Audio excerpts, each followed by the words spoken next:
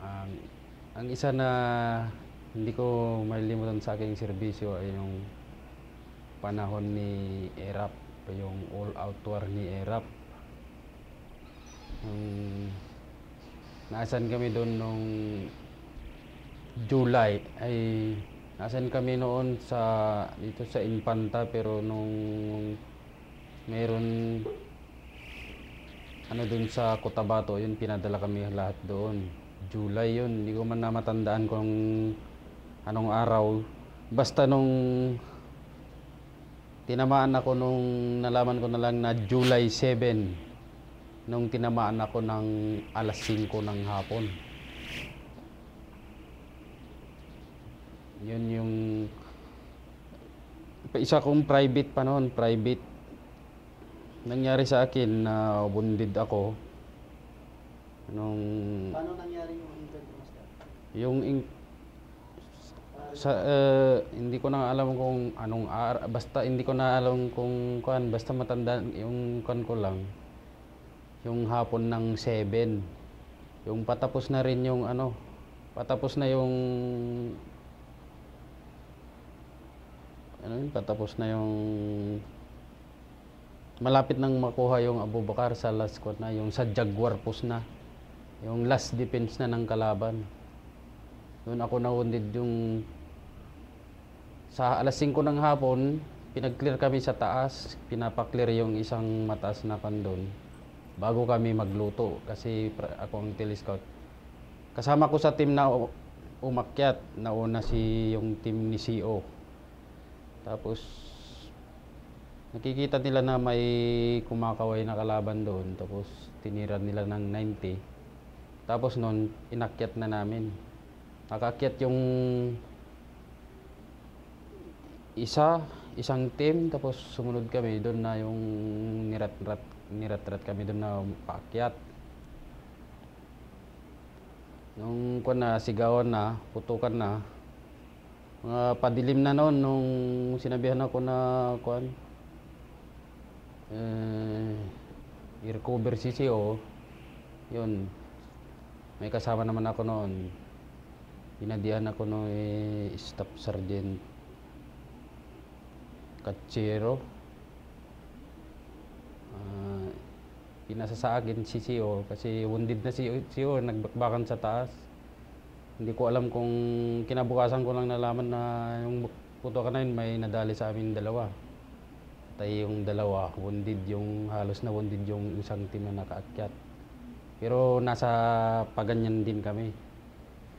Hindi lang kami na ano mismo doon sa taas. Yun na sinabi na wounded di CO, ako ang nagkuhan kay CO, kumuha kay CO doon. Yung kaya doon naman ako, hindi ko makalimutan yun kasi ako yung private ako noon. Ako ang nag-withdraw sa kanya. Pinapahabulan kami ng sniper. Nagpapahinga ako.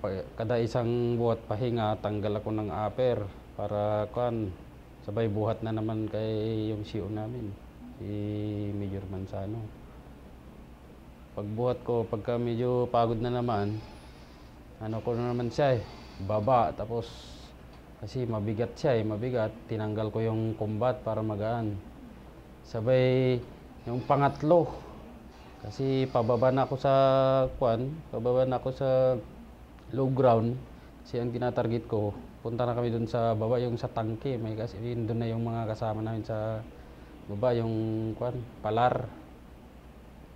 Yung pangatlong pahinga ko na yun, na-snipe ako, natamaan yung kamay ko na dalawa, halos maputol yung isang kamay ko, dalawang kamay, kasi nakadapa ako, galing sa kaliwa yung tumama, halos dumaan, kasi nakaganyan ako, dumaan yung sa mata ko, sunog pa nga yung ng kilay ko noon. Maaring sa ulo ang target sa akin, pero konti na lang yung kaya dito sa braso ko tumama, kasi nakadapa ako no.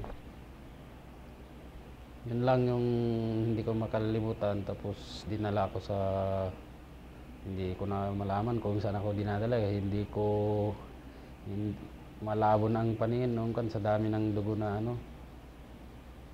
Tapos yung pagdating na sa ospital, yun na halos puputulin na, pero sabi ko, ginising man ako, hindi ko pumayag na putulin yung kamay ko.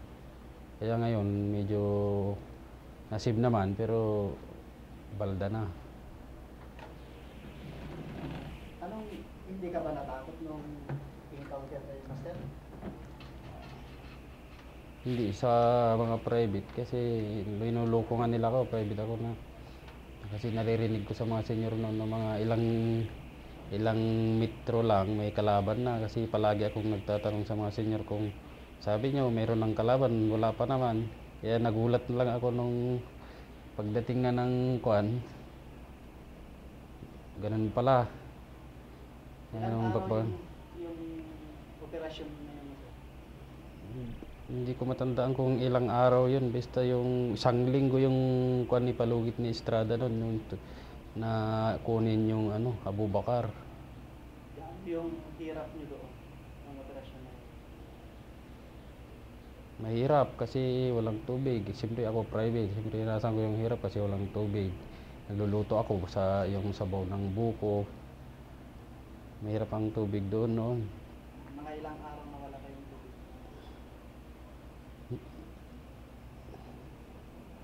Hindi na may tubig kami na dala-dala, pero sa mga kuan hindi namin na kung may mga water point minsan pagkalanganin ng hapon.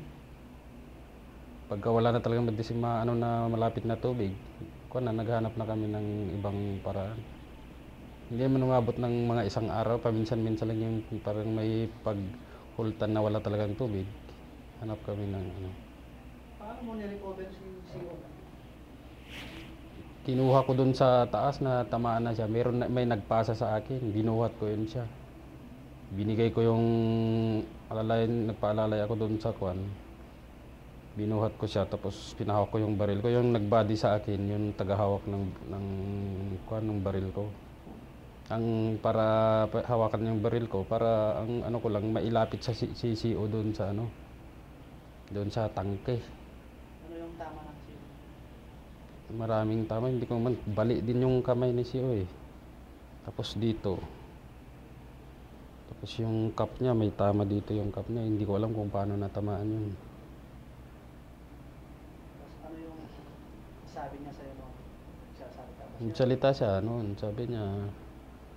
Salita rin siya noon na pakisabi sa mga anak ko na mahal ko sila. Yun ang narinig sabi niya. Tapos nagkukumand-kumand siya na nakahiga na. Hindi na siya nakahiga na siya, nagkukumand-kumand na. Sige, mga ganun lang yung mga sinasabi-sabi niya. Narinig ko. Ano sa'yo? Ano yung feeling mo? Sabi niya sa'yo na may tama siya. Tapos Hindi naman, lalo akong parang tumayong balihibo. Parang naawa ako na, kasi ini-snipe na ako. Hindi naman ako mag-iisip na iwanan siya na tumakbo man lang. Kasi dalawa kami, yung isang kasama ko tumakbo talaga doon sa nagtago talaga. Sa akin, dumapa na lang ako doon sa tabi niya. Siyempre, alam pa niya kahit nakahiga siya, alam pa rin yung ginagawa niya na dumapa ka lang, magtago ka, ginaganya. Guys, ako, private na private. Siyempre, hindi pa gaano sa mga ganyan na kwan. Yun lang ang kwan ko na wala akong iniisip na na lumayo doon sa kanya. Nung narinig mo siya, rin na pakisabi sa mga anak Mm. na mahal mo siya. Ano yung naisip mo noon? Hindi, yung awang ang sabi ko sa'yo, naawa, parang tumayong balayibo. Parang lalo ko siyang hindi iwanan kasi nagkakaawa nga, parang nagpapaalam na kaya saka mo pa iiwanan. Kahit sino naman yan. Pero hindi mo ba naisip yung pamilya mo noon? Nung gano'n yung sinasabi niya? Wala, hindi ko naisip. Siya ang naisip ko kasi siya ang nagmamakaawa sa akin. Siya yung nakakausap mo, hindi mo maisip na yung pamilya mo pagka sa Mga ilang Pagkasaka lang maisip, nung nasa na ako, nasa hospital na ako, na iniisip ko na kayo. Saka ko nala iniisip sila. Hindi naman pwedeng iniisip yung pamilya mo pag nandun sa labanan ka eh. Pero nung pinakausap mo siya, yung may tama siya, yung i-recover mo, ano yung usually yung binabanggit niya sa'yo? Unconscious na, hindi na masyadong makapagsalita noon kasi parang nakakuan na siya. Nung binigay sa akin, kasi doon sa taas ko, binigay ni Sir Fernandez sa akin, kinuha ko sa kanya, yung binuhat ko na. Pero nung buhat-buhat mo, buhay pa? Buhay pa siya. Ano yung sinasabi niya sa'yo? Ay, hindi nagsasalita. Nagsalita lang yang pag nga pahinga, nagpahinga kayo. Pag inilatag ko siya, hindi mo naman na masyadong naiintindihan yung sinasabi ng may tama. Minsan parang ang sabi nila, pag nagka-hallucinate na, minsan parang sumisigaw nga siya na nagkukuman-kuman na parang hindi na maintindihan kasi parang mga hallucination na sinasabi niya. Pero namatay siya Buhay. Yan. hanggang ngayon. Yun siya yung kumandan dyan sa Sartes. So, pag nagkikita kayo ngayon, ano yung sinasabi niya sa'yo? Pag nakikita kami, basta parang siyempre may pinagsamaan. Hindi na wala na yung kwentuhan ng labanan kasi hindi na natin, kung maaari nga na hindi na ulit-ulitin na ang kwento para makalimutan mo na tanggap na nga na tanggap ko. Kahit ako tanggap ko na ganito nangyari sa akin. Kaya minsan hindi ko na ano na yung kwento-kwento ulit na yung pangyayari na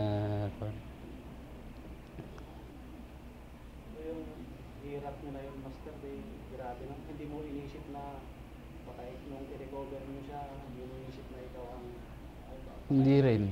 Hindi ko iniisip na yun. Sabi ang isip ko nun, siyempre sa dami ng tao sa kuan yun, pinalibutan yung Abu Bakar sa dami namin nagsalo-salubong na sundalo. Ito din ano ko na parang wala yung takot na parang relax masyado, nawawala yung ano pag wala yung takot. Parang ang sabi ko, kadami-dami nito, baka ako pa hindi naman na siguro akong matatamaan, ganun din yung isip ko, kaya hindi ako masyadong natatakot. Yung pinapalakas ko yung ano ko, sa dami-dami ba naman ito, ako pa ang tatamaan, yung ginaganyan ko yung sarili ko para hindi naman yung matakot ka. Pero nung na-snipe na yung kamay mo, Yun na, yung kwan nun, sumigaw na ako na may tama ako, pero kwan na, sumugod na yung mga kasama namin na binuhat si CEO. Pero yung pag-withdraw nila kay CEO, si CEO lang binuhat nila. Ako, sarili ko nag-withdraw sa ano ko. Sinusundan ko lang sila na ano, hindi ko na sila nakikita pero sinusundan ko lang yung ingay nila na nagbubuhat. Siyempre may kaluskos sila nagkwan. Yun na, hawak-hawak ko yung kamay ko, halos pag mabitawan ko, maiwan na itong kamay ko kasi balat na lang yung balat na lang yung kumakapit. paano yung sakit niya? Masakit. Yung matikman, yung sakit, iba yung sakit ng tamaan, mahapdi na ano. Mahapdi, mainit sa katawan yung Mga ilang minuto bago kayo nakarating doon sa pinagkuberan niya? Nung may tama ka na. Sa tansya mo, Master, mga ilang minuto yun na naglakad ka na hawak-hawak yung kamay mo. Wala naman siguro isang oras yun kasi malapit na, mga less than 100 meters na lang yun. Pero masukal, may mga, yung kanang sukal niya, mga hindi naman kugon. Yung ano, lidda nga, may lidda. Kasi yung pagdating ng hapon, nung matamaan ako, may kuman yung kalaban na sabi na, Allahu Akbar, yun na, sabi ko. Patay na, sabi ko. Kasi pag binabaan kami talaga, pero marami pa rin kami mga kasama doon. Pag pababa rin sila, marami pa lang nakadapa doon pala na ano. Kasi kaya hindi sila gumagalaw kasi lugi kami sa nasa baba. Kaya inaantay lang nila na siguro mag-assault sila. Pero yung kuman nila na assault, hindi sila paatras pala sila doon. Umatras sila. Yung hapon na, paggabi na yun. Pero nung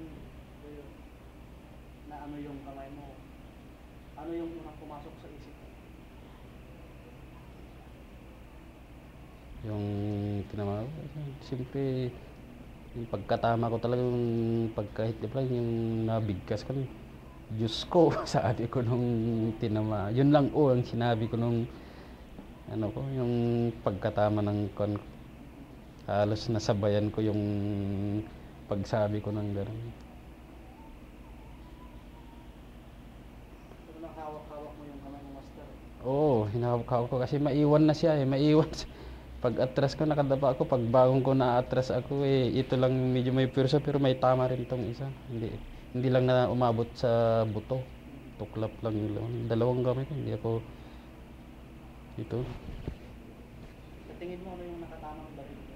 Ito, garan saka 50 kasi yung maano sa amin eh. Yung pinag-ano nila eh. Hindi ko malikuan kung yung garan o yung 50 yung ano. Kasi warat-warat itong kamay ko, halos maputol ito. Kasi nakadapa pa ako ito. Eh kung nakahang lang siguro ito, talsik putol talaga agad ito. Pero yung nakadapa ako ng ganyan, nakadapa ako sa tabi ni yung CEO ko. Ano yung ginawa yung taktika nung kunin mo yung sisiyo na nangulo para hindi kayo matamaan? Ano yung strategy mo? Siyempre kasalaw ko yan ng bakbakan, pero may ano doon. Yung kumuha sa kanya doon, binaba niya, doon may patay na puno doon. Doon din nila ipinasa sa akin, doon ko rin kinuha. Sa tabi na yun, may puno doon na malaki. Yun yung pinagkukubiran namin. Pero nung papunta ka, paakyat ka, Inakyat ko yun nung bagbagan na kasi nakakyat na yung team kasi pipilitin mong pupunta doon sa taas yung paganyan yung pataas na ganyan para may taguan ka. Kasi pag akyat ng kwan, nakaakyat yung isa dalawang team yun. Medyo malayo pa kami doon sa ano kaya kahit mabigat yung dala-dala talagang pilitin mong i-hit yung high ground para makatago. tapos nung nakuha mo na yun si CEO, Yun na. gaano kahirap yung pagbuhat mo sa kanya? Nung binaba mo siya? Mga pahinga lang, tatlong pahinga ako doon. Sa Kasi isang pahinga, ilang minutong takbo o lakad ang ginagawa mo? hindi ka na makatakbo doon, nalakad na kon lang yun kasi hindi mo na kayang itakbo yung ano. Nung natamaan kasi medyo pakunti-kunti lang yung putok. Yung volume of fire, yung talagang niratrat, yung nakaakyat na team, niratrat sila yung mga medyo maliwanag pa. Pero yung padilim na kasi yung pagbuhat na pagkuan noon. Medyo padilim na. Kaya siyempre lakad na mabilis kasi hindi mo kayang itakbo yung may karga-karga ko. Iba na yung takbo eh. Hindi mo na pwedeng itakbo yun. Bilang isang private noon, ano yung nakita mo sa senior mo na ginawa nila sa enkwentro mo? Ano, mga senior, mga madiskarte rin, mga marunong na sila na, hindi gaya ng private. Siyempre ang ano lang dun sa private, sa akin noon hindi ka pwedeng umayaw pag inutusan ka ng senior. Kahit wala naman silang ibang utusan kundi ikaw lang. Yun lang kasama ko noon, yung tumakbo, hindi man lang niya. Anong maramdaman mo nung tinakbuhan ka? Hindi naman lang ako kasi inisip ko yung karga ko, yun na lang